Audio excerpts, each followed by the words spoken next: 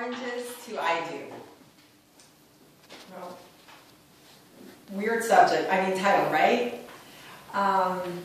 When I was born in Mexico, came here when I was a year old. My parents didn't know a word of English. Came from a family of 6 brothers and sisters. 3 of them were older. I was the 4th one. They got married at a young age, and growing up in the schools, wanting to learn English, learned it very quickly because I was raised here, but my parents didn't know much. I was their translator at a very young age. I learned to be around. I had to translate everything for them. My father, not knowing the language, started selling oranges. And at the age of 8, I was already packing oranges in the little baggies and selling them door to door. Then we moved up. He parked a car at the corner of Olympic and Alvarado in the LA area where we grew up, and started selling oranges. They used to drop us off in the morning and pick us up in the afternoon. I was there with an older cousin that was like 10 years old. And on this one day, this particular day that I will never forget, it was a cloudy day. We hadn't had success selling any oranges. There was an older lady that came to us, and I told my cousin, watch, I'm going to sell oranges right now. So the lady came up to us and she said, she didn't say much, she just said, how much are the oranges? And I started rambling, going on and on and on, and telling her, they're so sweet, they're so good, and you have to try them and buy one, and they just came from the farm, and I went on and on and on. But throughout the time, the lady kept touching me and said, honey, honey, and I wouldn't pay attention to her. I kept talking and talking and talking. And finally, at the end, when I finished saying what I had to say, and thinking that she was going to buy some, she tapped me on my shoulder, on my hand again, and she says, honey, I can't hear. So she can hear. I felt so embarrassed, and throughout the years that taught me to learn to listen to people, understand, and I guess because I grew up doing what I did at a young age, it taught me how to communicate with people. So throughout the years, I started being very social, very active. I just learned to interact with people, and little by little I started coordinating family parties. I started being a better translator for my parents, for everybody, anything. I learned to read, and I had to grow at a very young age. So I was doing everything, and little did I know that all this taught me how to be a better person, a wiser person, because I learned a lot of things that a lot of the kids nowadays don't know. I never went to college, and I never knew that being a wedding coordinator was a degree that you needed. There was college training, there's all kinds of things. I never took none of that. And I've done wedding coordination for over 20 years. I love what I do. I can communicate with people. I understand people.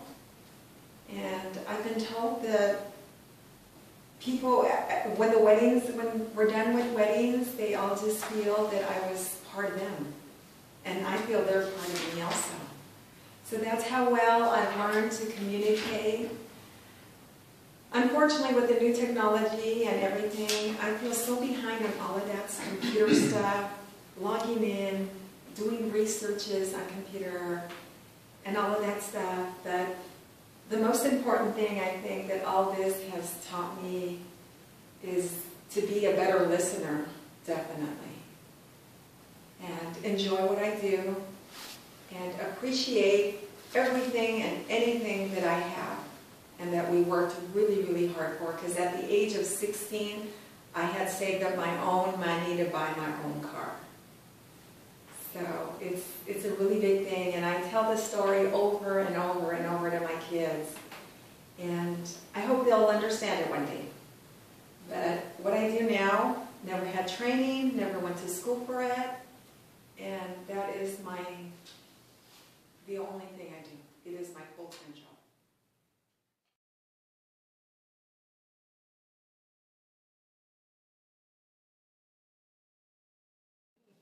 Recently, Bob and I went to the Toastmasters Leaders Institute, and B and I took a couple classes. And there in the classes, a woman shared some wisdom with us that I'm now going to pass on to you. And I think that it will help you in the future when you're putting your speeches together and presenting them to us.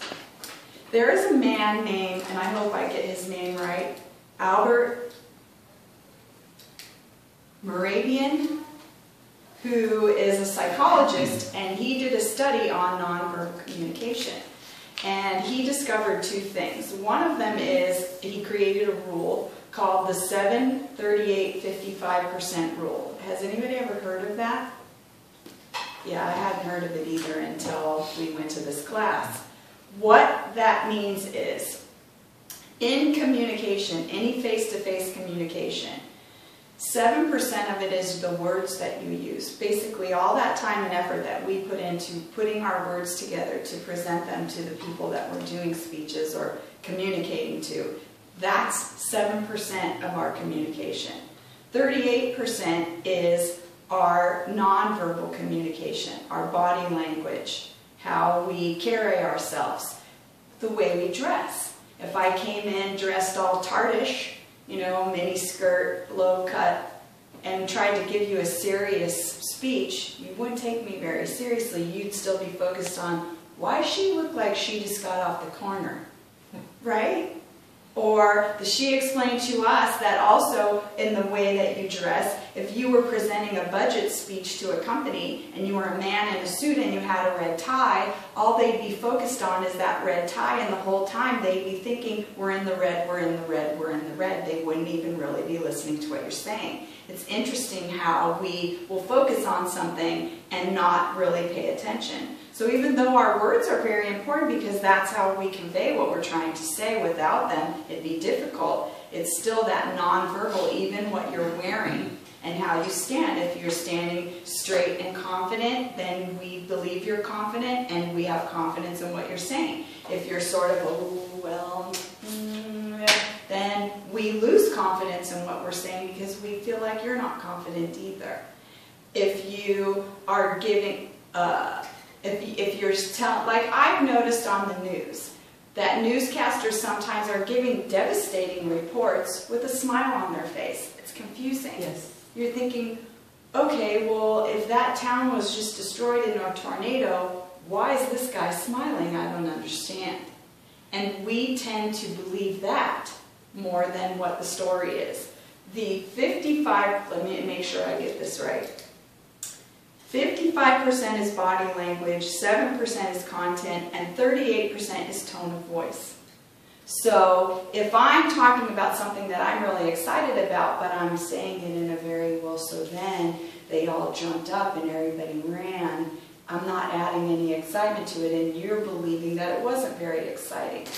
So the other thing that he found was that if the nonverbal is not congruent with the words that you're saying, people will believe the body language and the tone of voice before they'll believe the content of your words. Do you see what I'm saying? I think a perfect example is how we talk to each other. I have a friend who's always, I call it mocking the people around him, including me. When he repeats back something I said, he always goes like this. And it makes me feel like he's acting like I'm either whining or complaining or some kind of negative thing. And I've gotten in the habit of saying to him, is there something wrong with your voice? And he'll go, oh, I'm doing it again? Yeah, I know because I'm a talker and I talk a lot, but I never talk like this. I never say that's not what I want to do, and I'm going to give a speech. I never talk like that, but he always makes it sound like I do. And I think that happens a lot between communicating with children and their parents. I know that my kids were always saying, stop yelling at me, but I wasn't yelling. They didn't like what I was saying. And I'm sure that my tone was, you know, that pointed finger tone. Now, I've told you a million times that I want you to stop doing that, even though I'm not raising my voice. My facial expressions and my tone makes them feel like I'm yelling at them. So I got in the habit of, after being told so many times, stop yelling at me, why are you yelling at me, to literally yell. I would yell, I'm not yelling. This is yelling. I'm not yelling. So stop saying I'm yelling. You know, we pick up on facial expressions, eye contact, body language, posture. If somebody's talking to you and they're saying, I really love you and I'm very open to what you're saying, if my arms are crossed and I don't look open, then Cassidy's not going to believe what I'm saying to her. Because my tone of voice, my facial expression, and my body language are not congruent with me saying, I love you and I'm open to what you're saying, right? Does that make sense to you? I loved the class that we took. I felt like this was great information because when you're practicing your speeches, of course, what you're writing and the words you're going to convey to us are very important. But also it's important your posture, the way you dress. Normally I'm not very conservative the way I dress. I always think about what I'm going to wear when I come here because I want you guys to take me seriously and I want you to know that I respect you. So I dress in a way that appears to be respectful and I don't look like I just got off the street corner. I gave that job up a long time ago. So I thought that this would be great information for me to share with you that you can use as you move forward. And maybe we can touch on it more in the future. And I hope that helps you when you're preparing your speeches.